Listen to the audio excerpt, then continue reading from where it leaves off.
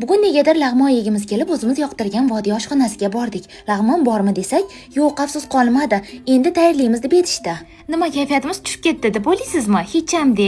Tezda ikkita bir xil fartuq topib beringlar, o'zimiz o'ng qo'llarimizni o'ynatib lag'mon tayyorlab beramiz dedik. Lag'mon uchun tayyorlagan 2 kilo xamirimiz ko'rib turganingizdek 7 barobar ko'payib ketdi. Maqtanish ma'suf Fotima Zuhra bor joyida baraka ko'p bo'ladi. Shuncha xamirimiz uvol bo'lmasin deb mazali bo'lgan patat nonlarni ham yopib tashladik. Yoshligimizda onajonimiz bilan birga ovqat pishirganimiz esimizga tushdi. Oshxonadagi illiqlik, un hidi va ularning go'zal ovozlari. O'sha paytlar bizga xamirni qanday yoyishni emas, aslida hayotni qanday yashash kerakligini o'rgatgan ekanlar. Qizlarim, xamirni shoshmasdan yoyinglar. Qancha sabr qilsangiz, shuncha yumshoq, shuncha moyil bo'ladi. Hayot ham shunday. Qattiq bo'lsangiz yorilib ketadi. Mehr bilan muomala qilsangiz, u sizga shirinlik qaytaradi degan gaplari hali hanuz esimizda.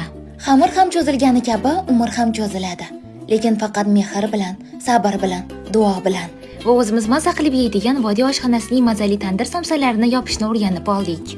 Biz pishirgan taomlarni yeb ko'rgan insongina qo'li gul oshpazligimizni tan oladi. Kerak bo'lsa tangamni ham ortda qoldiramiz.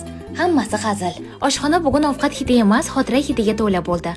Onajonimizning tabassumidek shirin, so'zlaridek ta'sirli. Voy, hidlaridan mazali cho'zma lag'monimiz ham tayyor bo'ldi. Oshpazlik mahoratimizga baho bering.